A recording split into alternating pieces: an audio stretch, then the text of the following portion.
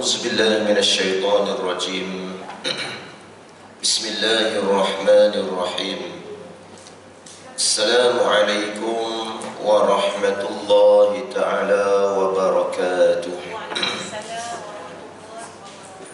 الحمد لله رب العالمين وبه نستعين على أمور الدنيا والدين والصلاة والسلام على أشرف الأنبياء والمرسلين سيدنا محمد وعلى آله وأصحابه ومن تبعهم بإحسان إلى يوم الدين سبحانك لا علم لنا إلا ما علمتنا إنك أنت العليم الحكيم ولا حول ولا قوة إلا بالله العلي العظيم ولا حول ولا قوة إلا بالله العلي العظيم ولا حول ولا قوة إلا بالله العلي العظيم بلغ الرسالة أدى الأمانة وخسف الأمة ونصح الأمة وجاهد في الله حق جهاده حتى أتانا اليقين رب يسر ولا تعسر وتمم بالخير يا رب العالمين أما بعد قال الله سبحانه وتعالى في القرآن الكريم بعد أعوذ بالله من الشيطان الرجيم بسم الله الرحمن الرحيم من المؤمنين رجال صدقوا ما عاهدوا الله عليه فمنهم من قضى نحبه ومنهم من ينتظر وما بدلوا تبديلا. Yang bermaksud di antara orang yang beriman itu ada di dalam kalangan mereka yang bersikap benar dengan menunaikan apa yang telah dijanjikannya kepada Allah, yaitu untuk berjuang membela Islam.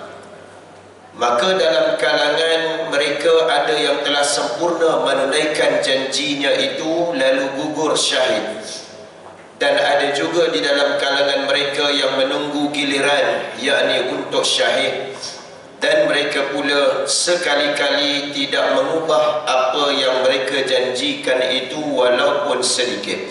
Surah Al-Ahzab ayat yang ke-23.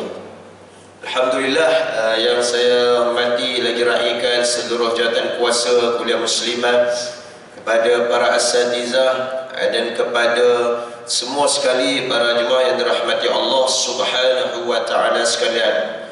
Pertama sekali mohon kemaafan kelewatan saya pagi ni agak bekerja sikit dari tempat subuh tadi. Selepas daripada tu pula kerja balik, main pas better di isteri pergi kelas tambahan untuk urus anak, hantar pengasuh sekejap, baru datang ke sini. Balik ni baru ambil balik. Baik. Jadi hari ni poster edarkan semalam kat tersalah tulis kat pukul 9. Ada yang oh ya, okey. Dan sebaik saya pun tak perasan poster yang dah siap. Tak terbuka lagi. Okey, baik. Jadi alhamdulillah, yang pertama, yang kedua, kita bersyukur kepada Allah di atas pertemuan kita bersama pada pagi ini yang Allah susun atur di dalam tempat yang baik, kehadiran kita dalam suasana yang baik. Mudah-mudahan diberkati oleh Allah Subhanahu wa taala dalam keadaan kita masih lagi boleh hadir di dalam majlis ilmu dengan suasana yang agak selesa, dengan penuh segala kenikmatan diberikan oleh Allah Subhanahu wa taala. Jika dibandingkan dengan mungkin saudara-saudara se-Islam kita hari ini yang mereka setiap malam itu pun mujur kalaulah di antara mereka dapat tidur. Andai tidur pun hanyalah sekadar tidur untuk tidur ayam sahaja, orang kata. Sebab apa? Yang mana berlaku di sana saat yang sangat genting hari ini, keadaan yang semakin membimbangkan apabila sempadan-sempadan masuk ke tanah Palestin melalui Jordan, Rafah, Mesir pun ditutup, tak dibenarkan untuk menghantar sebarang bantuan. sehingga takat minggu lepas pun kita lihat data lebih kurang ratusan ribu mereka-mereka yang berada di sana yang masih lagi ada rumah tempat kediaman, tetapi dalam keadaan tak ada bekalan elektrik, tidak ada bantuan makanan yang sampai kepada mereka, hanya mengharapkan air-air yang ada. Dan terkini semalam daripada rangkuman berita Al-Aqsa daripada grup My Aqsa Defenders menyebutkan sehinggakan tahap terpaksa mereka meminum dengan air-air yang berada di luar. Kalau hujan, air hujan itu dikira yang paling bersih dah. Kalau tak ada hujan, takat apa yang ada dekat luar dengan air tercemar, air yang kotor. Kerana apa? Sekadar nak memenuhi keperluan anggota badan mereka. Jadi itulah keadaan mereka di sana. Dan banyak kalau berita setakat sehingga pada waktu semalam dan termasuklah pada pagi ini para jemaah dirahmati Allah sekalian, yang mana lebih kurang 3,860 yang syahid, dan juga di dalam masa yang sama ada pintu gerbang sebuah sekolah di sana juga telah dibom, dihancurkan oleh pihak tentera Israel laknatullahi alaih.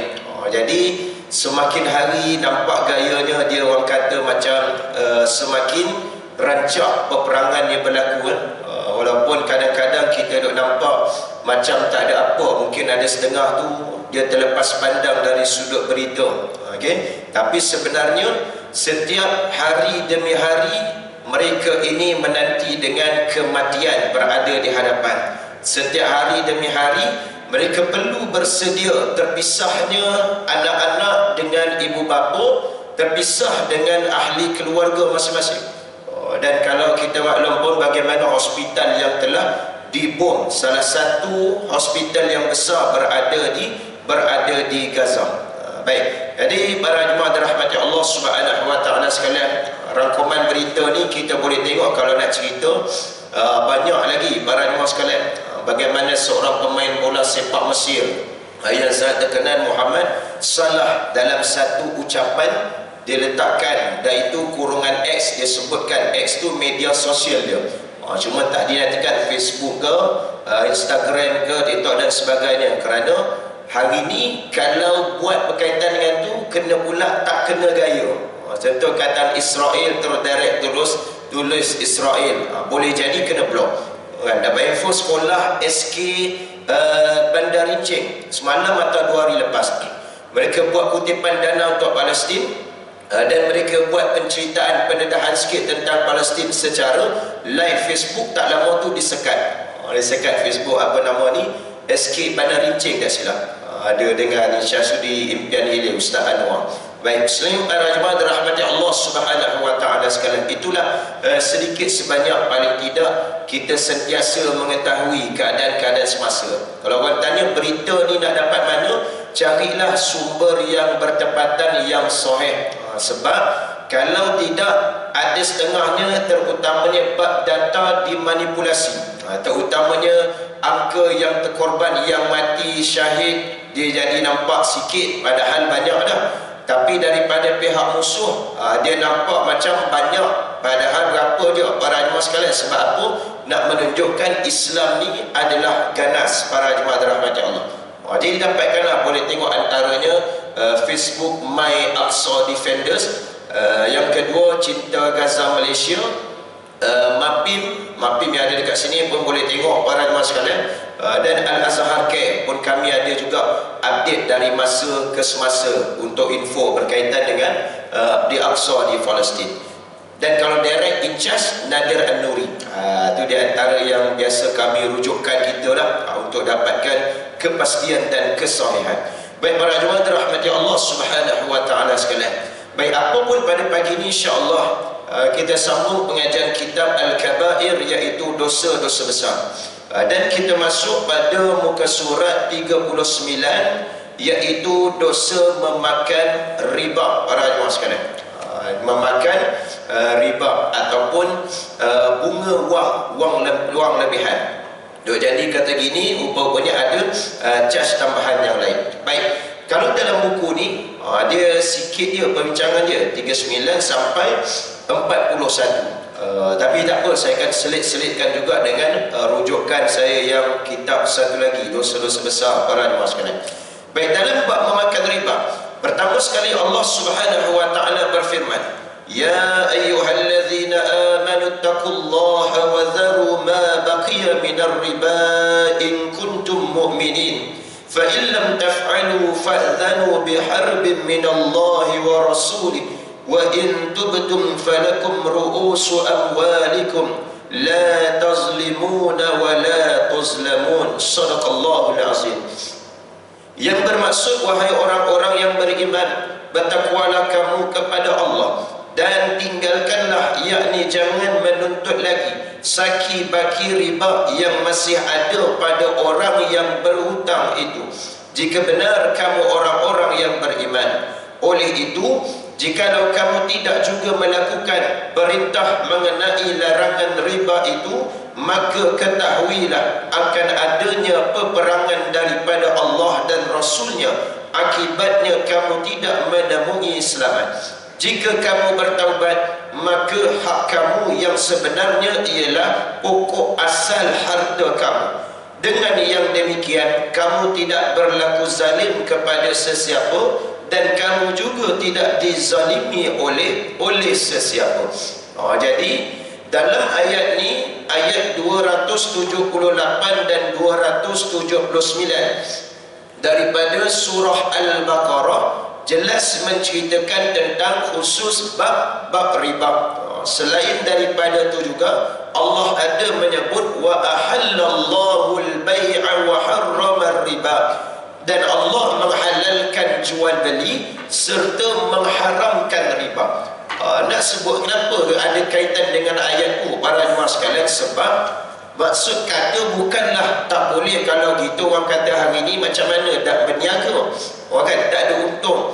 Jadi kalau berniaga ni para jemaah dirahmati Allah sekalian, dia mesti kena ada keuntungan kepada dia. Tetapi kita tengoklah, sebab tu dia ada jenis-jenis riba, tetapi dengan syarat. Anda terlibat dengan riba itu mesti kena dengan syarat. Antara sebagai contohnya, bila berlaku sesuatu urus niaga, jual beli, tengah berjual beli, yang sebenarnya kita tahu benda ni harga murah, tapi kenapa beli dekat dia lebih sedikit? Kita faham, kita ambil kira dengan segala kos-kos pengurusan yang lain. Itu yang pertama. Yang kedua, semuanya itu ada pro and cons para jemaah sekalian. Lebih dan kurang setiap apa yang kita jumpa dari sudut nilai ataupun jumlah harga tersebut. Sebagai contoh apa dia para jemaah dirahmati Allah sekalian? Kalaulah contoh kata kita beli barang online. Beli barang online, ada yang jumpa murah para jemaah sekalian. Ada yang jumpa murah, tetapi dalam masa yang sama kita tahu barang online itu ada kawan yang jual. Kawan jual harga dia tak sama dengan harga yang online. Jadi kenapa orang pertikaikan? Saya tengok online harga gini, lepas tu pula harga yang akak jual harganya macam ni, kenapa lagi mahal? Baik, yang pertama, keaslian belum tentu para jemaah dirahmati Allah. Itu dia pro and con. Nak murah banyak boleh dapat, tapi atas risiko kita masing-masing. Itu yang pertama.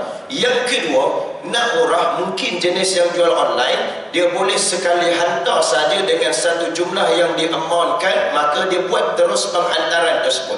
Makna kata walaupun murah, dia ada juga keuntungan dekat situ dengan jumlah yang banyak, kuantiti yang banyak. Berbanding kalau kita jumpa beli dekat seseorang tu, harganya mungkin mahal sikit, tapi dia punya untung apa dia? Dekat. Yang pasal pula senang, cepat nak dapat.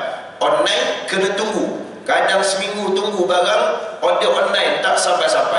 Kan? Tunggu 2 minggu pula.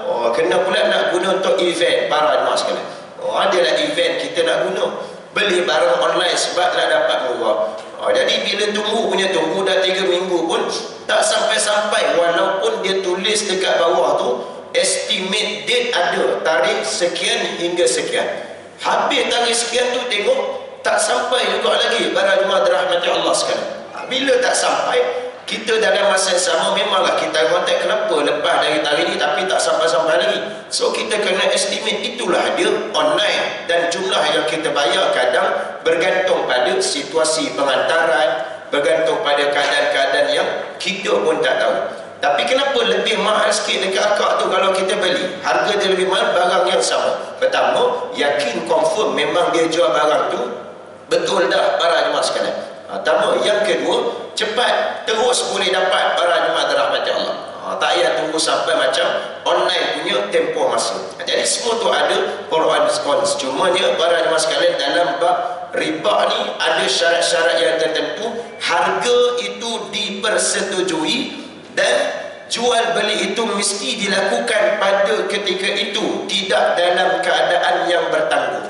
Ini nanti kita akan cerita sentuh bab ada 3 jenis riba menurut mazhab Al-Imam Asy-Syafi'i rahimahullahu ta'ala. Nanti kita masuk para jemaah dirahmati Allah. Baik.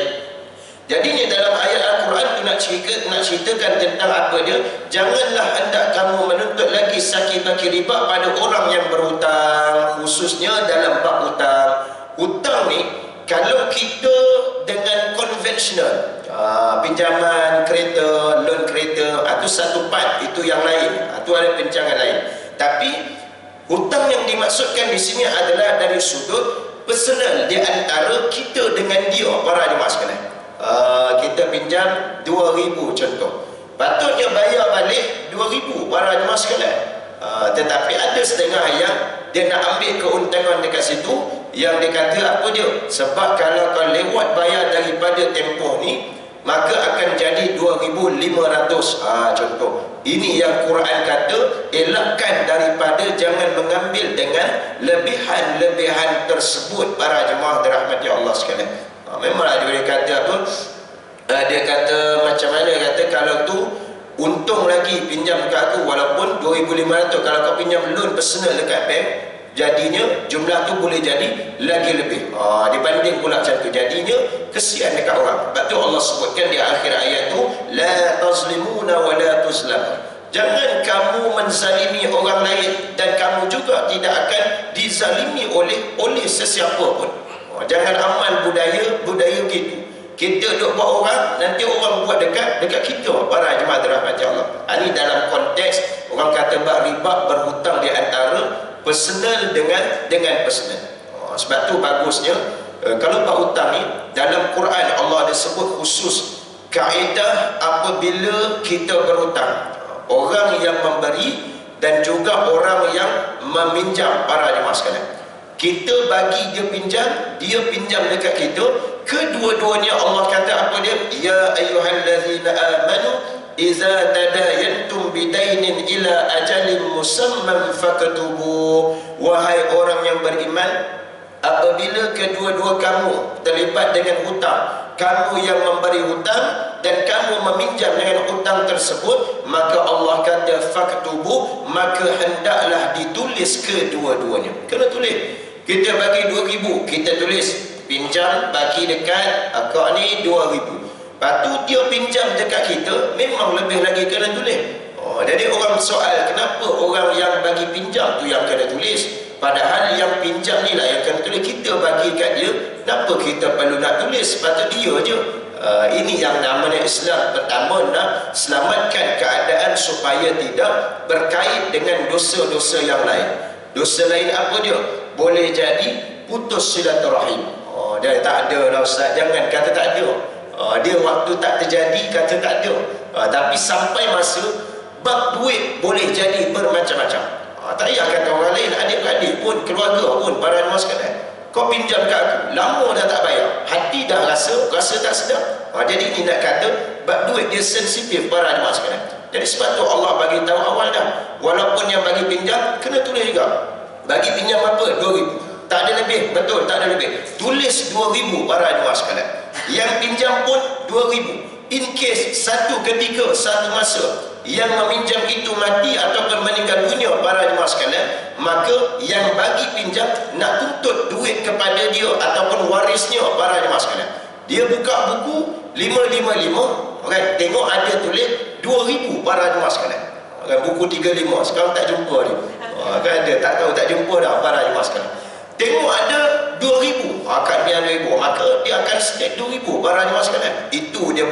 kelebihan dan hikmah suruh menulis kedua-duanya. Baik, jadi itu yang pertama. Bukti tak ada. Ya, Bukti tak ada sebab one to one.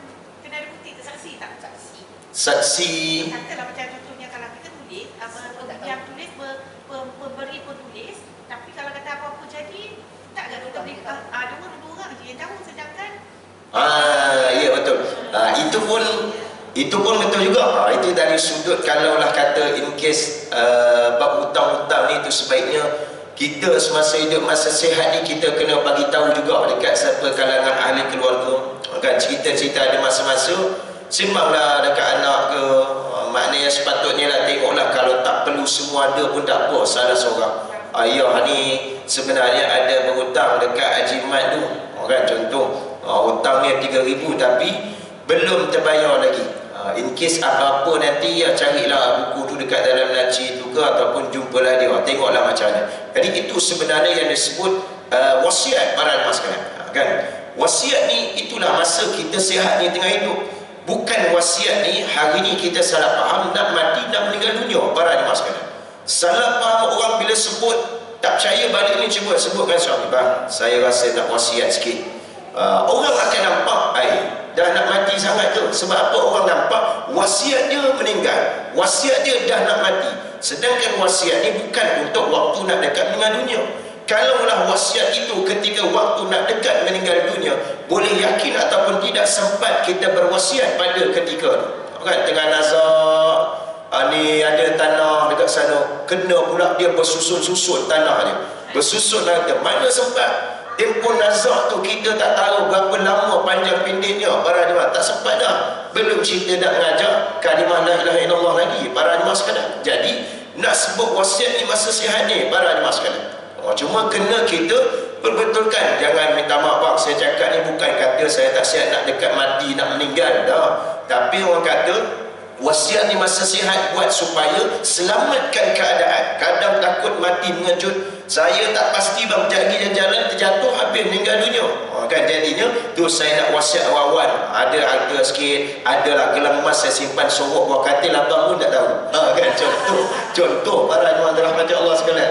Kan jadi nak sebut ni, itulah dia sebagai wasiat. Kalau tak buat macam tu, dia akan jadi jam. Para jemaah sekalian, jam sangkut macam-macam. Contoh je tadi, ada hutang tapi warisnya tak tahu. Tiba-tiba orang tu datang tuntut, saya tak tahu ayah saya ada hutang. Dia itu. Jadi orang tu nak kata, ada, saya tulis ni. Saya tak ada pun, ayah tak ada sebab apa-apa pun. Tulis apa pun, dia tak ada bagi tahu apa-apa pun. Dia jadi masalah, problem dekat situ. Yang kita sebesalah sebab ada hubungan baik dengan dia, sebesalah nak bayar tidak nak bayar, bukti tak ada, ayah pun tak ada sebut kata apa, tulis apa, ayah tak ada bagi tahu, nak bayar terus banyak juga jumlah. Kalau takat 100-200 tak apa lagi, dia sampai main dengan ribu nak bagi pun fikir banyak kali. Para jemaah sekalian, jadi sebab itu wajib kena berwasiat. Para jemaah dirahmati Allah, termasuk dengan hibah. Buat hibah tu jalan yang terbaik, jalan bagus nak selesaikan keadaan. Kan hibah, kaedah yang boleh dipilih, bukan nak kata kaedah faraid Islam ni tak bagus. Kaedah faraid Islam ni memang bagus para jemaah sekalian, itu dah yang terbaik. Tetapi andai tak berlaku apa-apa masalah, tak apa para jemaah sekalian. Cuma yang takut bimbang, sebab itu diperkenalkan sistem hibah untuk menyelamatkan keadaan supaya tidak jadi lebih mudarat. Para jemaah sekalian, takut kalau semua tak boleh nak terima, kita ikut faraid lah. Ikut faraid, lelaki yang dapat ni jumlah lebih sikit, yang perempuan dapat sikit ni, pada turun pada bahagian-bahagian yang tertentu. Jadi pula gaduh, rasa tak berani. Mana boleh macam tu? Saya jaga ayah lebih sikit, kenapa saya dapat sikit? Bukan soal jaga lebih, jaga kurang, tapi itulah kaedah faraid. Dia akan jadi gitu. Tapi penyelesaian nak baik masa hidup, buat hibah. Kita boleh letak nama sesiapa pada sesiapa. Para jemaah dirahmati Allah. Baik, yang seterusnya, itu ayat Al-Quran yang pertama pada surah Al-Baqarah ayat 278 dan juga ayat 279. Dan yang seterusnya, Allah Subhanahu wa taala berfirman lagi di dalam surah Al-Baqarah ayat 275. Ini semua banyak berkaitan dengan ayat riba para jemaah sekalian.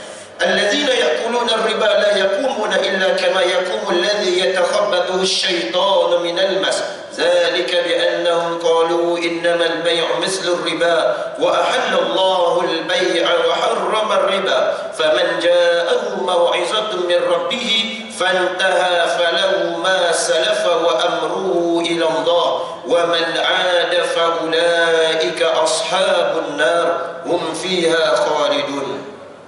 Yang bermaksud orang-orang yang memakan, yakni mengambil riba itu tidak dapat berdiri betul, melainkan seperti berdirinya orang yang dirasuk syaitan dengan terhuyung-hayang kerana sentuhan syaitan itu.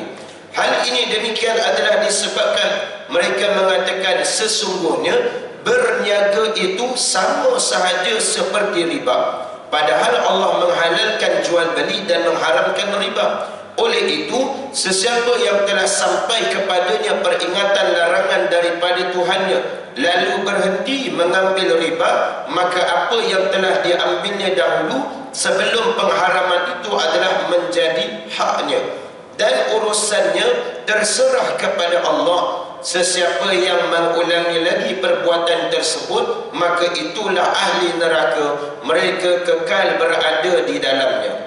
Dalil ini seperti yang kamu lihat ialah ancaman yang sangat besar, iaitu kekal dalam neraka bagi sesiapa yang kembali memakan riba setelah diberi peringatan. Tiada daya dan kekuatan melainkan dengan Allah. Baik, ayat Quran ini pun cerita tentang riba, di antaranya keadaan sebagaimana situasi ini juga pernah diceritakan oleh Jibril ketika mana dalam Mi'raj Nabi SAW, yang mana Nabi digambarkan ketika dalam Isra wal Mi'raj. Dalam Mi'raj itu Nabi melihat keadaan satu kelompok golongan, salah satunya mereka dalam keadaan terhuyung-hayang, sambil itu perut mereka besar ke hadapan para jemaah sekalian, dan bergayut dengan mereka perut itu adalah ular-ular yang bersama dengan mereka.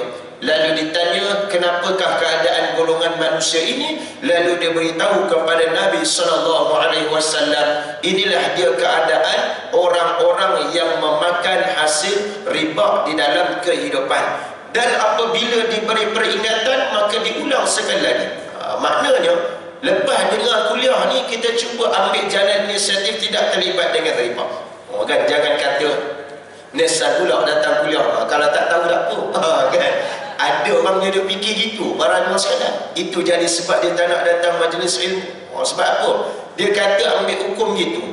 Kalau sebelum ni tak tahu, dalam Islam dimaafkan, ma'fu'an. Tapi bila dah dapat peringatan, kita dah tahu, kita buat pula lagi, boleh dikatakan itulah berdosa, para jemaah sekalian. Jadi dia ambil keputusan tak payah datang. Tak payah datang majlis ilmu, tak payah dengar majlis ilmu. Sebab apa? Kategori ma'fu anhu dimaafkan. Itu pun tak boleh, para jemaah sekalian.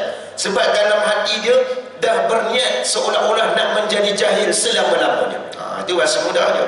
Kenapa dia pilih begitu? Sebab apa? Dalam hati dia, kalau aku berdengar, aku tahu aku belajar, bertukar pula. Daripada dimaafkan, boleh jadi lepas ni tak boleh dah. Maknanya dia berniat yang sebegitu pun tak boleh, para jemaah dirahmati Allah. Paling tidak, hikmah bila kita dapat tahu sesuatu, itulah cara nak menjaga diri kita daripada perkara yang berdosa, para jemaah sekalian. Tapi orang payah nak mudah faham dengan sangkaan begitu, iaitu mengambil hikmah, para jemaah sekalian. Yang dia nampak surface saja, Allah lepas ni tak boleh lah. Sebab apa? Dah tahu dah dengar dalam majlis ilmu. Jadi keadaan riba ni begitu. Kalaulah sebelum daripada ni, tak apa dah, para jemaah dirahmati Allah. Dia kategori ma'fu'anhu, dimaafkan, para jemaah sekalian. Sebab tu Allah kata dalam Quran, apabila dia mengulangi setelah diberikan peringatan yang sampai kepadanya, maka mereka ini, kata Allah, ulaika ashabun nar, mereka inilah ahli neraka. Sebab dah tahu tapi ulang juga duk buat lagi benda yang dah tahu, dapat peringatan tersebut, para jemaah sekalian. Baik, para jemaah dirahmati Allah Subhanahu wa taala. Yang di bawah tersebut sabda Nabi sallallahu alaihi wasallam, ijtanibus sab'al mubiqat. Qalu wa ma hunna ya Rasulullah? Qala asyirku billah was-sihru wa qatlun nafsi allati harrama Allah illa bil haqq wa aklur riba wa aklu malil yatim wa tawalli yawmaz zahfi wa qadhful muhsanatil ghafilatil mu'minat. Yang bermaksud jauhilah 7 dosa yang membinasakan. Lalu para sahabat bertanya, apakah itu wahai Rasulullah? Maka Rasulullah menjawab, asyirku billah, syirik kepada Allah, wassihru, mengamalkan sihir, dan wal qatl nafs allati haramallahu illa bil haqq, membunuh nyawa yang diharamkan oleh Allah melainkan dengan hak. Yang kita nak bincang keadaan yang dibenarkan untuk membunuh para jemaah dirahmati Allah. Memakan riba, aklul riba, wa aklul yatim, memakan harta anak yatim, dan seterusnya, lari daripada medan peperangan, dan menuduh perempuan yang telah berkahwin beriman lagi terpelihara dengan tuduhan zina. Ini dosa di antara 7 perkara yang berat di antara dosa-dosa besar yang lain para jemaah sekalian.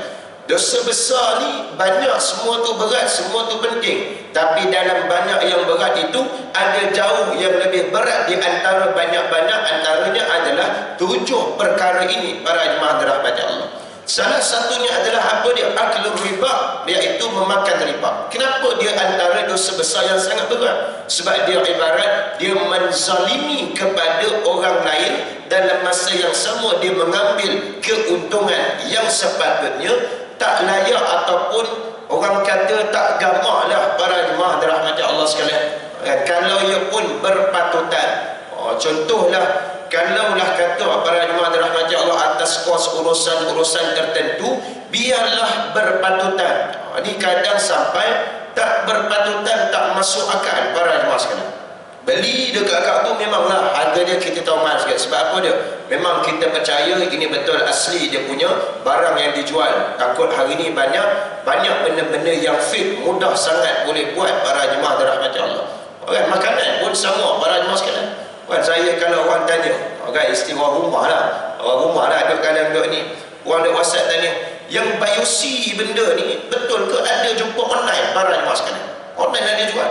Memang kata tengok sebiji. Kalau tak dapat compare, tak dapat beza, nampak sebiji. Dia punya packaging luaran, gambar dia memang sama, lepas tu tagging dia memang sama. Cuma kalau diteliti betul-betul dari sudut packaging, bahagian tutup dia tu ada perbezaan. Tutup kalau yang asli original dia macam ketat sikit, di bawah tu ada benda yang macam bulat tu para jemaah sekalian. Yang jadikan nak buka dia ada bunyi kuat gitu, dia ketat. Tapi kalau tengok yang fake punya, dekat bawah tu tak ada satu. Yang kedua para jemaah sekalian, ramai orang nak jumpa itu. Sebab tu tak kisah betul orang kata rezeki, tak apalah para jemaah sekalian. Cuma kita ceritalah para jemaah dirahmati Allah. Kalau gitu dia punya lemah dan kurangnya, apa-apa jadi tak tahu dan tak boleh tanggung. Sebab bila beli secara online yang kata nak dapat murah lagi tu, automatik resit memang takkan ada daripada original punya para jemaah sekalian. Memang tak akan ada dia punya resit yang asli. Jadi semua benda-benda ni hari ni orang kata benda tu contoh jual lebih sikit tapi biar berpatutan dengan kos pengurusan. Ini orang beli dekat dia, harga tu memang betul lah para jemaah sekalian, memang asli. Lepas tu charge pengurusan sampai RM50. Tak masuk akal lah para jemaah sekalian. Padahal tolong hantar sana sini je, kawasan pun dekat-dekat dia para jemaah sekalian dirahmati Allah. Jadi benda-benda ni yang kena berhati-hati, berjaga-jaga. Sebab apa? Takut orang hari ni terlampau cepat nak mengambil satu keuntungan sehingga meletakkan jumlah itu dengan jumlah yang tak munasabah para jemaah dirahmati Allah. Jadi itu di antaranya. Dan tengok juga ya. Itu dia kena riba juga Ustaz. Ya betul. Dia ambil lebihan maksudnya bukan kita tak boleh ambil untung. Contoh kan, macam saya jadi antara pengedar, pengantar lah kat orang-orang. Kadang orang tahu, duk jumpa, lepas tu kadang dia pakai emas, orang tak perasan, Alhamdulillah. Orang perasan, Ustaz, sudah rasa aku pula dah. Kan? Dia pakai emas, barang emas sekali. Orang kata, tak kosong bagi tahu. Kalau atas area dari RM1, RM2, berpatutan barang emas sekali. Maknanya, tidaklah kata tak boleh juga orang kita ini masalah itu juga. Alah, itu pun nak kira lillahi ta'ala lah. Mana lillahi ta'ala para jemaah sekalian? Makna atas consider pengurusan. Jadi biar berpatutan. Tak berpatutan maknanya kita ambil tu dan telah dipersetujui daripada awal. dengan syarat dipersetujui daripada awal. Itu saya kata dengan orang Malaysia, apa-apa bagi tahu dan terus sebut bahawa tu charge pengantaran sekitar harga ini sehingga harga ini. Jadinya bila orang yang personal tu, maka dia akan makna dia dah bersetuju dengan harga tersebut. Itu maksudnya berlaku secara segera para jemaah sekalian. Itu tak apa. Yang tak boleh dah sebut harga ini sehingga harga ini, tiba-tiba dah sampai harga lain pula jadi para jemaah sekalian. Ada tambahan yang lain. Dalam keadaan persetujuan awal tu, walaupun ada lebih charge pengantaran kawasan lain, dah setuju harga tu, tiba ada harga tambahan yang lebih, itu yang tak boleh para jemaah dirahmati Allah. Apatah lagi jenis yang tak masuk akal. Orang dekat-dekat sini kan, pengantaran rumah berapa? 5/10, rumah nombor 30. Okay, charge COD RM10. Tu tak patutan lah para jemaah sekalian. Dan 527 sampai 510 RM10 para jemaah dirahmati Allah. Baik beli yang asli betul-betul direct tu hantar RM10 para jemaah sekalian. Baik, itulah di antara contoh yang kita nak mudah faham. Jadi benda-benda ni kena perhati elok, betul nak untung tapi biar berpatutan para jemaah dirahmati Allah. Baik, seterusnya muslimin muslimat para jemaah dirahmati Allah Subhanahu wa taala sekalian. Di dalam hadis Nabi SAW yang mana Nabi menyebutkan la'anallahu akilar riba wa mukilah, yang bermaksud Allah melaknat kepada pemakan riba dan pemberinya. At-Tirmizi turut meriwayatkan hadis ini dengan menambah lafaz wa syahidaihi wa katibahu, serta dua orang saksi dan penulisnya. Sanad hadis ini adalah sahih. Dan seterusnya baginda bersabda lagi, akilur riba wa mukiluhu wa katibuhu iza alimu dhalik mal'ununa ala lisani Muhammadin yawmal qiyamah. Pemakan riba, pemberinya dan penulisnya, jika mereka sedar akan perbuatan mereka, akan dilaknat oleh Muhammad pada hari kiamat. Baik, jadi nak sebutnya ni bukan sahaja sekadar akilar riba wa mukilah, orang yang bagi dan orang yang makan. Ibarat contoh kalau kita biasa dengar sebelum ni bab rasuah para jemaah sekalian. Orang yang bagi rasuah dan yang ambil rasuah, kedua-duanya disebutkan sama hukumnya berdosa para jemaah sekalian. Walaupun dia yang ambil, saya tak tahu Ustaz, dia yang bagi kat saya, orang kata rezeki jangan ditolak, kan? Dia guna ada satu, rezeki jangan ditolak, bala jangan dicari. Tapi tengok yang kata rezeki ini bentuk yang berbeza. Tetapi kalaulah dia bagi, lepas tu kamu ni ambil dengan tujuan sebab tertentu, maka itu bukan rezeki yang berkat. Itu dikatakan sebagai rasuah. Itu bab rasuah para jemaah dirahmati Allah, yang hari ini banyak sangat berlaku di jabatan-jabatan tempat-tempat kerja para jemaah sekalian. Ada benar saya duk buat, saya minta tolong sediakan quotation 2 lagi, saya ambil lah mana-mana, letak yang tu 2 lagi tu tinggi daripada ustaz punya harga. Kalau kita letak tu harga, standard kerajaan government kadang dia nak tengok perbandingan 3 harga yang terendah baru dipilih para jemaah sekalian. Satu tak boleh, dia nak kena paling minimum 3 para jemaah sekalian. Dia kata buat, jadi kami memang nak pilih yang ustaz punya, tapi sebab masa dah suntuk, jadi nak dapat 2 lagi ni payah. Ustaz buatlah macam mana cara 2 lagi tu, ustaz adjust bagi tinggi, yang ustaz punya ni harga yang rendah, kami nak ambil yang ustaz punya. Jadi bila dapat tu, sebab benda ni susah sangat nak dapat. Kalau dapat ni, nanti kita bincang lah, kan? Itu bahaya para jemaah sekalian. Semua benda ada, cuma kadang sedar tak sedar, berani dengan tak berani. Kalaulah ikut hati para jemaah sekalian, boleh para jemaah dirahmati Allah.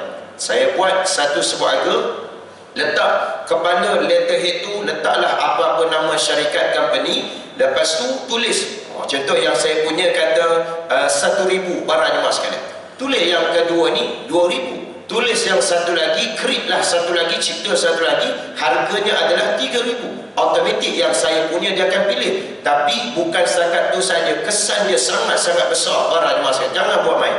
Pertama, saya create nama company yang tak tahu wujud ataupun tidak, satu. Yang kedua, kalaulah nama tu wujud sekalipun, kena pada orang lain yang kita tak kenal, silat-silat dia boleh sue saman kita balik atas sebab menggunakan namanya tanpa izin. Itu yang pertama. Yang kedua, dari sudut SPRM, mesti akan kena panggil andai satu masa terlibat dengan audit para jemaah sekalian.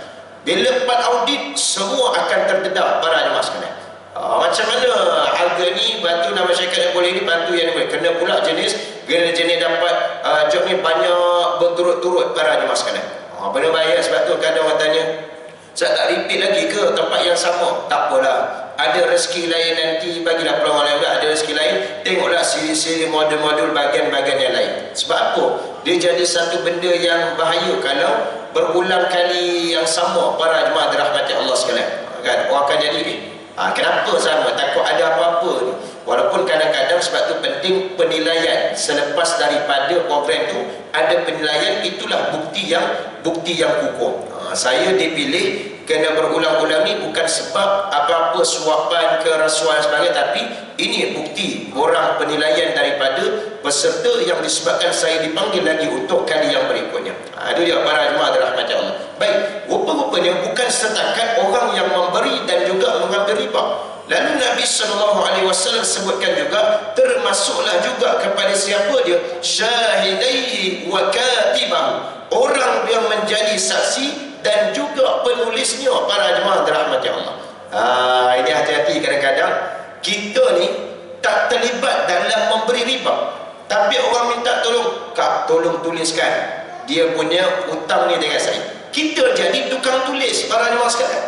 Bila jadi tukang tulis, ikutkan kita rasa baik, saya tak bersalah, saya tak berdosa, tapi termasuk sekali. Sebab apa? Apabila kita tolong sama menulis dengan jumlah tersebut, berarti kita bersama-sama bersetuju dengan apa yang dinyatakan oleh tuan yang nak memberi riba itu para jemaah sekalian. Kan? Contoh, akak A ni datang jumpa akak B, saya nak pinjam duit sekian-sekian. B ni bagilah dekat A, lepas tu bagi nak pinjam 1,500, dia akan jadi 2,000 para jemaah dirahmati Allah. Jadi dia minta tolong kita orang yang ketiga, agak tolong tuliskan pinjam kat ini, pasu lebih ada yang ni, nanti kita bagi dua, saya 250, akak 250. Masa tu kita ada dapat, untung juga buat kerja gini, tolong tulis hutang orang dapat 250. Dalam dia jadi satu kerja pula para jemaah sekalian. Ini trend. Sampai nak pinjam duit dengan harga berpatutan daripada loan personal bank. Dia akan compare gitulah para jemaah sekalian. Personal bank punya loan lagi tinggi, dia buat rendah sikit. Rendah berapa? Rendah RM99. Kan? Banknya gitu, tapi dia buat rendah RM99. Tapi rendah RM99 itu apabila personal kita dengan dia, sepatutnya ada tasamuh. Tasamuh ni makna kata toleransi. Toleransi tak adalah sampai itu sangat, sebab tu dia nak pinjam kat kita, sebab dia tahu bank tinggi, sebab tu dia pinjam dengan kita para jemaah dirahmati Allah. Jadi itu nak sebutnya pun termasuk sekali dalam bab dosa tersebut. Baik, yang seterusnya kita masuk sentuh sedikit tentang berkaitan dengan jenis-jenis riba di dalam mazhab Asy-Syafi'i rahimahullahu ta'ala. Jenis riba ini dinyatakan dalam mazhab Syafi'i terdapat dengan 3 bentuk para jemaah dirahmati Allah sekalian. Baik, bentuk yang pertama daripada jenis riba dinamakan sebagai riba al-fadl, iaitu riba yang terjadi disebabkan berlakunya jual beli yang tidak sama kuantitinya, sedangkan kedua-duanya daripada jenis barang ataupun item yang sama. Riba al-fadl, FADL para jemaah sekalian. Jenis riba yang pertama ni adalah apa dia? Jual beli yang kuantiti tak sama, tetapi barang tu, item tu adalah barang yang sama para jemaah dirahmati Allah. Tengok yang pertama ni lebih, yang satu lagi ni pula kurang para jemaah dirahmati Allah Subhanahu wa taala sekalian. Jadi benda-benda ni, ini yang pertama. Nanti kita akan uraikan di antara sebagai bentuk contohnya. Yang kedua iaitu riba al-nasiyah. Riba al-nasiyah iaitu riba yang berlaku disebabkan terdapat syarat penangguhan dalam penyerahan item ribawi ataupun duit pembayaran secara sengaja kemudian dikenakan dengan cas tambahan. Riba al-nasiyah ni iaitu apa dia? Iaitu mudah faham, berlaku disebabkan adanya syarat penangguhan dalam menyerahkan sesuatu barang ribawi tersebut ataupun dari sudut duit secara sengaja. Dia sengaja ditangguhkan. Lepas tu pula, bila tangguh tu pula dalam keadaan sengaja, dikenakan dengan cas tambahan. Para jemaah dirahmati Allah, ada cas tambahan. Itu jenis yang kedua. Dan jenis yang ketiga dinamakan sebagai riba al-yad, Y-A-D-D ejaan dia. Kalau huruf dalam Jawi alif lam ya dan, para jemaah sekalian. Kalau dalam bahasa Arab sebut yadun ni tangan. Tapi bukan riba tangan, para jemaah sekalian. Baik. Riba al-yad. Apa riba al-yad? Iaitu riba yang berlaku disebabkan lewat menyerahkan item ribawi walaupun tidak diletakkan dengan syarat-syarat penangguhan. Buat sesuatu urusan, para jemaah dirahmati Allah, tiba-tiba lewat serahkan barangan tersebut tetapi tak ada pun letak syarat-syarat penangguhan, ikut suka saja, para jemaah dirahmati Allah Subhanahu wa taala sekalian. Baik, jadi inilah sebagai contoh, para jemaah dirahmati Allah, di antara tiga jenis. Baik, daripada perkara tersebut, item ribawi disebutkan dalam sebuah hadis yang diriwayatkan oleh Ubadah bin Samit radhiyallahu anhu. Nabi sallallahu alaihi wasallam bersabda, "Az-zahabu bil-zahabi wal-fiddati bil-fiddah wal-burru bil-burri wasyairu bil-syair wat-tamru bil-tamri wal-milhu bil-milhi mislan bimisli sawa'an bisawa'in yadan biyadin fa iza ikhtalafat hadhihi al-asnaf fabi'u kayfa syi'tum idza kana yadan biyadin." Emas dijual dengan emas, perak dengan perak, gandum dengan gandum, barli dengan barli, tamar dengan tamar, garam dengan garam. Timbangan dan beratnya mesti sama, dibayar secara serta-merta, yakni bukan bertangguh. Namun jika jenis dan kategori barangnya itu berbeza, maka berjual belilah mengikut yang kamu kehendaki, dengan syarat mesti dibayar secara serta-merta, yadan biyadin, ataupun on the spot, para jemaah dirahmati Allah. Ini hadis Muslim sahih, para jemaah dirahmati Allah sekalian, iaitu contoh syarat-syarat dalam jual beli. Di antaranya, para jemaah sekalian, mesti sama dari sudut jenis barang. Tetapi kalaulah ada perbezaan daripada jenis barang yang berbeza, maka ikutlah atas perbincangan bersama dengan syarat mestilah pembelian itu yadan biyadin, on the spot, persetujuan dan bayaran tidak bertangguh, para jemaah dirahmati Allah. Itu jika terdapat perbezaan. Jadi dalam hadis ni dia pecahkan kepada beberapa syarat untuk jual beli item ribawi, para jemaah dirahmati Allah. Sebab item ribawi ni apa dia, para jemaah dirahmati Allah? Jumhur ulama menyebutkan item barang yang boleh jadi ribawi ni dua, iaitu wang dan juga makanan, para jemaah sekalian. Dua ni memang kebiasaan, kelaziman. Makanan macam mana? Timbangan berat, kurang dan sebagainya. Wang, nilai-nilai mata wang, ataupun termasuklah juga daripada sudut lebihan-lebihan bayaran dan sebagainya. Kalau nilai mata wang, contoh, itu pun bukan dikatakan riba, para jemaah sekalian. Mata wang ringgit nak tukar pada USD, para jemaah sekalian.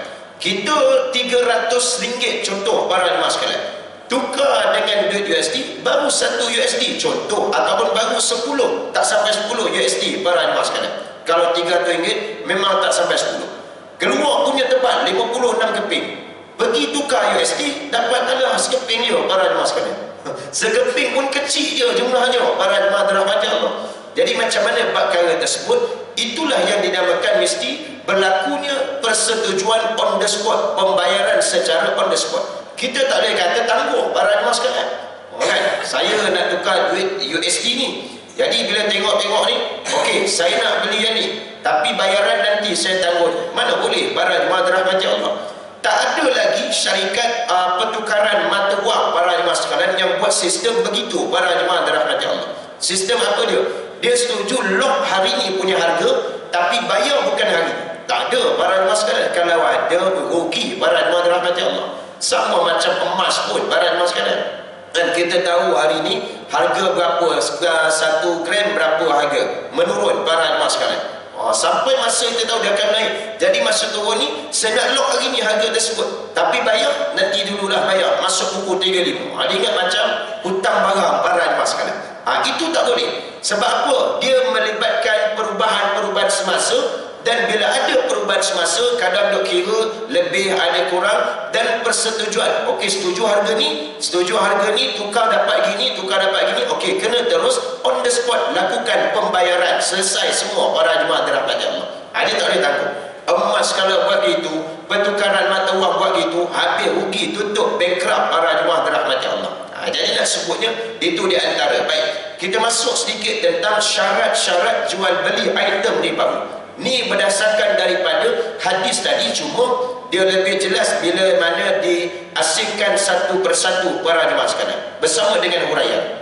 Baik, yang pertama iaitu sawa'an bisawa'in, mestilah sama daripada sudut kuantitinya para jemaah dirahmati Allah. Huraiannya, apabila seseorang ingin laksanakan perniagaan jual beli ataupun barang bertukar dengan barang, sistem barter melibatkan mata wang maupun makanan, maka diwajibkan sama nilai ukuran dan juga beratnya. Sebagai contoh, jika mahu tukar duit daripada kertas kepada shilling, mesti ditukar dengan nilai yang sama. RM2 kertas mesti ditukar dengan RM2 shilling. Itu bentuk yang mudah. Jangan kata akak ni nak basuh baju tapi duit shilling tak ada, mesin dekat Dobi tu pun tak keluar para jemaah sekalian, dah habis. Jumpa bang, nak tukar ada tak RM2, nak duit shilling bagi. Boleh, tapi dengan saya charge RM2 jadi RM3. Tak boleh para jemaah sekalian. Dia orang hari ni kadang pelik, apa benda yang boleh buat untung, semua benda nak sapu para jemaah sekalian. Tukar duit gitu je pun para jemaah dirahmati Allah. Nak buat basuh baju, boleh tak? Tapi bukan saya dengan saya, bukan RM2, RM3. RM1 tu charge. Nak charge apa para jemaah sekalian? Nak charge apa? Tengok pengurusan. Apa pengurusan yang dibuat? Takkan tukar bagi itu RM1. Kalau gitu peninglah para jemaah dirahmati Allah. Baik, itu contohnya. Baik, contoh yang kedua, jika mahu ditukar beras A dengan beras B, mestilah ditukar dengan kuantiti berat yang sama. Jika 10 kilo beras A, maka mesti ditukar dengan 10 kilo beras B. Walaupun kata jenis beras itu jenis beras yang berbeza, tetapi dari sudut kuantitinya mesti sama para jemaah dirahmati Allah. Jangan yang beras murah ni dia minta lebih para jemaah dirahmati Allah sekalian. Nak tukar dengan beras yang mahal para jemaah dirahmati Allah.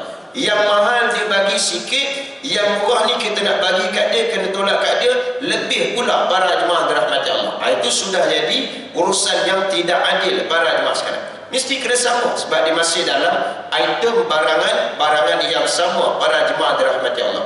Sekiranya syarat ini tidak dipenuhi, maka transaksi tersebut tergolong di bawah kategori riba yang pertama tadi, iaitu riba al-fadl, iaitu riba yang terjadi sebab berlakunya jual beli yang tak sama kuantiti, sedangkan kedua-duanya adalah jenis barang yang sama. Begitu juga dalam kes emas dengan emas, ringgit dengan ringgit dan lain-lain para jemaah dirahmati Allah. Itu jenis yang pertama, kena syaratnya sama kuantiti para jemaah dirahmati Allah. Baik, yang kedua, dia ada dua je yang mudah kita nak faham syarat ni para jemaah sekalian. Dua, iaitu jual beli biadan biadin, dilakukan secara serta merta, bukan bertangguh para jemaah dirahmati Allah. Syarat dia, yang mana huraiannya adalah apabila hendak melakukan sebarang jual beli item ribawi, mestilah jual beli dilakukan secara serta merta dalam satu majlis, sama ada penyerahan dilakukan secara hakiki ataupun secara hukmi. Contohnya, diberikan risit pembayaran, tidak boleh bertangguh sehari atau 2 hari selepas daripada itu. Sekiranya terdapat dengan syarat menangguhkan bayaran atau penyerahan barang, maknanya ada kata syarat tangguhan bayaran atau serah barang tersebut, maka ia tergolong dalam kategori riba al-nasiyah, iaitu riba yang berlaku disebabkan terdapat syarat penangguhan dalam serahan barang ataupun duit pembayaran secara sengaja, kemudian dikenakan dengan cas tambahan. Baik, ini yang kita sebut tadi lah. Makna kata ada cas tambahan dengan sengaja, kena pula tanpa diberitahu para jemaah dirahmati Allah Subhanahu wa taala sekalian. Kan tanpa diberitahu. Jadi apa nama ni, contoh macam tadi dah. Kan kita nak ni dah setuju harga ni, termasuk dengan pengurusan penghantaran, ada tambahannya kos sekian. Tiba-tiba bila datang hantar, terima barang, tengok ada cas tambahan lain pula para jemaah dirahmati Allah sekalian. Kena pula kalau lewat pula lagi para jemaah dirahmati Allah sekalian. Kita nak hantar hari ni dah para jemaah sekalian, tapi kata nanti esok 1 hari naik RM5 para jemaah sekalian. Tengok pula nanti esok orang tuan rumahnya tak ada pula, tambah lagi RM5 para jemaah sekalian. Dalam keadaan asalnya tambahan-tambahan itu tak dimaklumkan daripada awal para jemaah dirahmati Allah. Awal setuju harga itu para jemaah dirahmati Allah sekalian. Sebab tu hari ni jangan mudah-mudah kadang betul niaga nak untung, tapi biar untung kena dengan cara para jemaah sekalian. Jangan untung tak kena cara. Untung tak kena cara macam tadi para jemaah sekalian. Setuju harga ni termasuk penghantaran, termasuk pengurusan, tiba-tiba hantar lebih pula, ataupun bukan hantar depan rumah, hari nak hantar tu bagi tahu lebih pula para jemaah dirahmati Allah sekalian. Melainkan tengoklah keadaan tertentu ikut logik dan sebagainya, emergency apa, tapi makluman awal yang lain mesti kena diselaraskan para jemaah dirahmati Allah. Ini kita elakkan perkara-perkara tersebut para jemaah dirahmati Allah, terutamanya dalam bab riba para jemaah dirahmati Allah sekalian. Baik, dalam bab riba ini juga muslimin muslimat para jemaah dirahmati Allah Subhanahu wa taala sekalian, ada disebutkan berkaitan dengan pengharaman. Pengharaman lebih-lebih lagi terutamanya barangan yang dibeli dengan pinjaman konvensional para jemaah dirahmati Allah. Pinjaman konvensional ni contoh inilah kereta, rumah kita para jemaah sekalian. Baik, dalam bab pengharaman ini dia terpecah kepada 2. Pertama, haram li zati, yang kedua haram li ghairihi para jemaah sekalian. Haram li zatihi ini iaitu pengharaman disebabkan dengan zat, ataupun orang kata pengharaman yang mutlak di dalam agama. Contoh apa dia? Bab zina memang jelas dah, memang jelas haram. Minum arak, membunuh, ini semua haram li zatihi, yang orang kata memang tak boleh nak kompromi ikut macam mana pun, memang dah tetap haram para jemaah dirahmati Allah. Yang kedua para jemaah dirahmati Allah sekalian, iaitu haram li ghairihi. Haram li ghairihi ini iaitu disebabkan pengharaman itu disebabkan dengan perkara yang lain. Sebagai contoh mudah para jemaah sekalian, jual beli harus dibolehkan para jemaah sekalian, tapi kalau hari Jumaat apabila berkumandang masuk azan waktu solat Jumaat, jual beli diteruskan, bertukar menjadi haram li ghairihi nama dia para jemaah sekalian. Tak boleh. Sebab apa? Iza nudiya lis-salati min yaumil jum'ah fas'au ila zikrillah wa dharul bai'. Allah sebut dalam surah Al-Jumu'ah para jemaah sekalian, wahai orang yang beriman, iza nudiya lis-salat, apabila diseru untuk melakukan solat yaumil jum'ah pada hari Jumaat, fas'au ila zikrillah, maka bersegeralah untuk ingat pada Allah, wa dharul bai', dan tinggalkan urusan jual beli tersebut. Dan selepas tu ya betul. Apa kalau Jumaat ni melibatkan lelaki? Walaupun berniaga tu, contoh berniaga ni perempuan, tak ada orang lelaki, tapi bila dia buka berniaga, mengundang kepada orang lelaki itu untuk membeli para jemaah sekalian. Sebab tu ada setengah tempat, ada beberapa saya tak ingat, ada belah KL, ada masjid dia bagi pengumuman, sebab masjid tu memang tempat ada jual beli kat luar para jemaah sekalian. Kalau dulu masjid kita ni Bandar Seputra dekat luar tu, tapi kalau hari Jumaat rasanya tak ada kat itu. Sekarang pula dah pindah pergi jauh. Jadi pergi jauh ni atas tanggungjawab masing-masing. Tapi dalam kaki lima masjid, biasa ada banyak masjid ada jual beli kat ruang bawah kaki lima dia, ada setengah tu dia bagi warning, bagi peringatan. Masuk je dengan azam tamu, dia bagi tahu pada para penjaga, dia bersuruh untuk berhenti daripada melakukan sebarang urus niaga jual beli, kerana suruh para jemaah lelaki untuk masuk bersama-sama mendengar khutbah tersebut. Para jemaah sekalian, jadi kalau walaupun orang kata sejauh mana kita boleh elak, kalau boleh elak tak apa. Kan? Sebab apa? Yang jual tu walaupun wanita, walaupun perempuan, ketika itu pelanggan majoriti yang datang adalah lelaki. Para jemaah sekalian, lelaki makan, waktu memang waktu makan, bakso, nasi dan sebagainya. Majoriti yang datang tu jemaah, orang nak datang solat Jumaat. Yang mak-mak beli dekat situ bungkus tak ramai, sebab dia fikir orang solat Jumaat lelaki ramai, orang tak nak pergi dekat situ. Para jemaah sekalian, jadi orang kata saya jual ni perempuan, takkan tak boleh. Tapi disebabkan walaupun kamu perempuan mengundang, ia sesuatu yang mengundang, orang datang duduk. Ada tempat yang tak buat itu awal-awal dulu para jemaah sekalian, sambil dengar khutbah duduk makan. Sedap para jemaah sekalian. Santainya dengar khutbah sambil makan bakso. Para jemaah dirahmati Allah, dia masuk waktu bila dengar nak qomat dah para jemaah sekalian, baru duduk masuk. Itu yang tak boleh. Tapi sekarang alhamdulillah banyak yang dah ada peringatan. Masjid As-Sanah pun kaki lima dia kalau ikutkan tu ada jualan. Tapi bila masuk tu memang dia tutup terus dah para jemaah dirahmati Allah. Jadi benda-benda yang sebegini yang disebutkan contoh kepada haram li ghairihi para jemaah dirahmati Allah. Jadi nak sebutnya dalam bab urusan kita hari ini tentang pinjaman konvensional, dia boleh jadi termasuk dalam bab andai terlibat para jemaah sekalian. Bukan semua, andai ada bahagian yang terlibat, dia termasuk pengharaman itu kepada jenis kategori haram li ghairihi para jemaah sekalian. Asalnya boleh lakukan urus niaga, bank buat urus niaga tersebut, lepas tu bagi tahu ada carusan ni, tiba-tiba terlibat dengan riba yang melampau dengan perkara yang haram, dia bertukar menjadi haram para jemaah dirahmati Allah. Ini nama haram li ghairihi para jemaah sekalian. Cuma kalau macam kita hari ni, dia dah ada agreement tu, kita pun faham, kita pun tahu, kan? Contoh macam hari tu lah masa PKP, kita ada pilihan sama ada nak teruskan bayaran macam biasa ataupun nak minta tangguh beberapa bulan, habis daripada tu nanti reschedule balik bayaran akan kena jadi lebih. Jadi bila orang yang ambil pilihan kedua nak tangguh beberapa bulan, tak nak bayar masa tu, maka selepas daripada tu baru nak buat bayaran, berarti dia dah bersetuju. Itu yang bank panggil. Bank panggil, kita buat tanda tangan, selepas daripada tu habis tempoh berapa bulan, tengok jadi lebih pula bayarannya. Jangan kita kata itu riba. Itulah yang perjanjian telah dipersetujui pada ketika itu. Memang kena bayar lebih, sebab dah 3 bulan kita memang tak bayar, lepas tu next nak sambung jadi lebih para jemaah sekalian. Jadi itu di antara benda-benda perkara-perkara berkaitan dengan dosa riba. Okey, baik. InsyaAllah, terima kasih banyak. Jumpa lagi.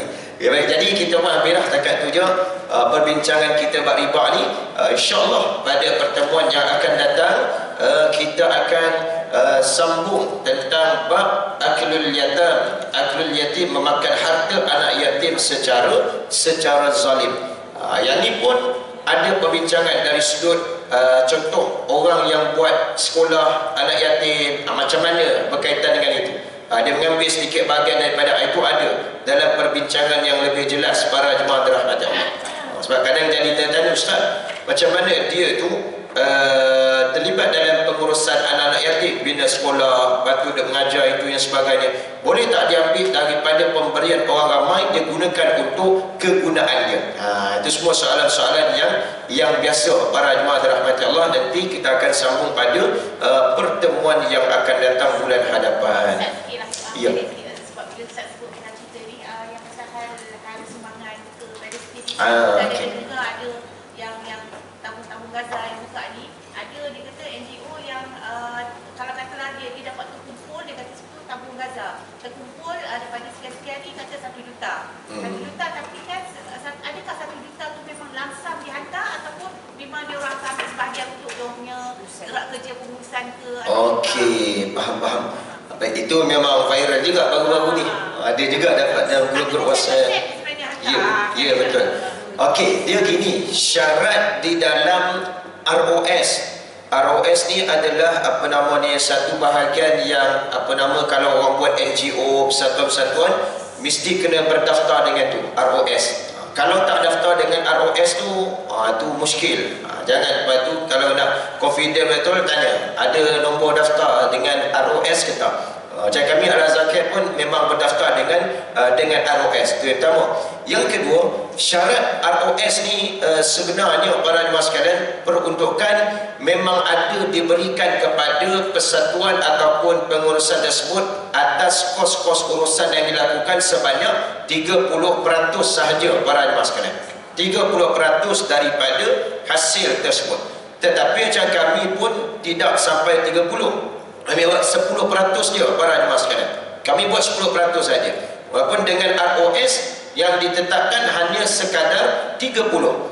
Sebab dalam 30 itulah urusan-urusan yang berkaitan. Yalah betul, kalau kita sekali duk fikir para jemaah sekalian, memang tak logik pun kalau macam 100% tu dapat, lepas tu memang terus makna kata tak ada apa-apa. Dia nak bergerak sana sini atas urusan-urusan contoh urusan persatuan itu dan sebagainya. Macam mana para jemaah dirahmati Allah, kan? Jadi memang atas consider itulah yang dibenarkan hanya 30% sahaja para jemaah dirahmati Allah. Cuma kalau ada yang lebih tu wallahu a'lam para jemaah sekalian. Sebab kita benda-benda ni tak tahu nak tanya, tak tahu nak agak macam mana para jemaah dirahmati Allah. Macam kami pun dah audit, macam saya sebut saya lah, dalam sebahagian daripada NGO Al-Azhar Camp, pengurusan itu semua hanya sekadar jumlahnya 10% sahaja. Dan dalam audit pun memang ada dikeluarkan ada jumlah amount tersebut, walaupun 30% itu diperuntukkan boleh ambil, tapi kita tengok pada keadaan betul-betul yang perlu para jemaah dirahmati Allah. Habis tu kalau tanya NGO lain, saya tak pasti para jemaah dirahmati Allah sekalian. Itu saya sebut sekadar jas umum apa yang ditetapkan daripada ROS para jemaah dirahmati Allah. Dan sebenarnya dari sudut hukum boleh ataupun tidak, ini sama dengan nanti tajuk yang akan datang bab anak yatim ni. Dibolehkan dengan syarat dia ada buat sesuatu urusan berkaitan dengan benda tersebut. Macam dah alang-alang lebih kurang ni, sentuh sikit lah para jemaah sekalian. Contoh bab ada anak yatim, orang duk bagi sumbangan-sumbangan sedekah tu hantar dekat tempat anak yatim tersebut. Bila hantar anak yatim, kalau kita ikut fikir logik pun para jemaah sekalian, orang-orang yang duk mengajar pelihara anak yatim 100% full time, kalaulah kata betul-betul tak ada, macam mana dia nak hidup para jemaah sekalian, kan? Itu ikut logik itu. Jadi bila dari sudut hukumnya pula dibenarkan, dibolehkan, tapi dengan syarat apa dia? Urusan yang ada berkaitan dengan anak yatim tersebut, dan dikira sebagai gaji ataupun upah dia menguruskan anak yatim itu para jemaah dirahmati Allah. Dia boleh ambil. Tetapi kalaulah dia ni jenis secara orang kata macam hidup mati para jemaah sekalian, ada tak ada je, tiba-tiba dia nak terlibat sekali di dalam apa dia bab anak yatim tu punya harta, itu tak boleh para jemaah sekalian. Dia mesti orang yang memang ada pengurusan tentang harta untuk anak yatim tersebut. Dia tak kira sebagai mudir ke, sebagai pengurus sekolah tu ke, dan dia sebagai guru, dia sebagai warden, ada yang melaksanakan aktiviti itu dan sebagainya, mesti ada berkaitan dengan anak yatim tersebut. Termasuklah dengan makanan-makanan dan sebagainya. Jadi ini semua yang sama juga macam NGO. Dia ambil boleh, tapi dengan syarat orang itu mesti dia ada penglibatan dengan NGO tersebut. Tak ada libat apa-apa, tiba-tiba nak buat, mana boleh para jemaah sekalian. Dia tak kena dengan tujuannya. Kau nak ambil ni sebab apa dia? Sebab waktu musim ambil, tak boleh. Dia tak mencukupi para jemaah dirahmati Allah. mesti dia memang kena ada. Dan sebab tu kalau yang sebaiknya dia ada berdaftar dengan ROS. Sebabnya kalau NGO satu yang berdaftar dengan ROS tu, jangan risau, dalam tu semua ada maklumat ahli jawatan kuasa, ada maklumat BOD, Board of Director, bahagian-bahagian atasnya para jemaah dirahmati Allah sekalian. Itu semua lengkap ada dalam sistem ROS. Yang tak berdaftar tu, itu yang risau. Timbul nama-nama pelik. Waktu-waktu musim ni gitu biasanya. Musim-musim Palestin, musim-musim bencana, muncul nama-nama yang pelik. Kadang tak pernah dengar. Orang cerita, ustaz, ada saluran duit ni saya dapat daripada ni, dia tu kutip daripada persatuan. Tanya apa nama persatuan, tak pernah dengar, jarang. Kita, ialah kalau orang biasa dengan persatuan, adalah nama-nama yang familiar. Macam kami Al-Zakir, Yayasan Aman Malaysia, lepas tu apa lagi, MAPIM, Yaman Care, Cinta Gaza Malaysia, dekat Bangi sana Aman Palestin, semua nama-nama yang familiar. Tiba-tiba muncul nama kita jadi macam, saya pun tak pasti aja benda nama tu. Allah Alam kalau memang ada dalam sistem ROS ataupun tidak. Kan? Sebab hari ni mudah, kalau orang nak tipu mudah je para jemaah sekalian. Jadi berhati-hati, gunakanlah saluran-saluran yang sepatutnya. Saya pun, kami Zakir ni pun memang ada juga sebenarnya buat pelancaran kutipan untuk Palestin, sebab kami memang ada entiti dengan banyak NGO dan direct dengan Nadir An-Nuri. Dalam minggu lepas kami pun baru ada perjumpaan, kami Al-Zakir dengan beberapa NGO lain, perjumpaan dengan mereka, dengan Nadir di MAPIM. Sebab dia biasa base dia MAPIM dekat Bangi tu, atas kedai nasi Arab Bandar Puteri sana, dekat situ memang ada bincangan. Tapi yang kadang isu-isu Palestin ni ambil macam mana, tapi link dia tu dia direct dengan mana punya saluran, Nadia Nuri ataupun ada yang bahagian mana ke, itu yang kena tengok perhati betul-betul. Dia isu baik dia, kalau ada tanya nanti boleh personal, tak ada masalah insya-Allah. Kalau ada tikai ke apa ke, insya-Allah kita ada komplit semua. Jadi masa ni kita bantulah ikut saluran-saluran yang betul dan boleh dipercayai. Itu saja daripada saya. Okay? Wallahu a'lam. Yang baik dari Allah, yang lemah dan kurang pada saya mohon ampun dan maaf. Aqulu qouli hadza wa astaghfirullahal azim li wa lakum wa lisairil muslimina wal muslimat wal mu'minina wal mu'minat innahu huwal ghafurur rahim. Assalamu alaikum warahmatullahi taala wabarakatuh. Waalaikumsalam.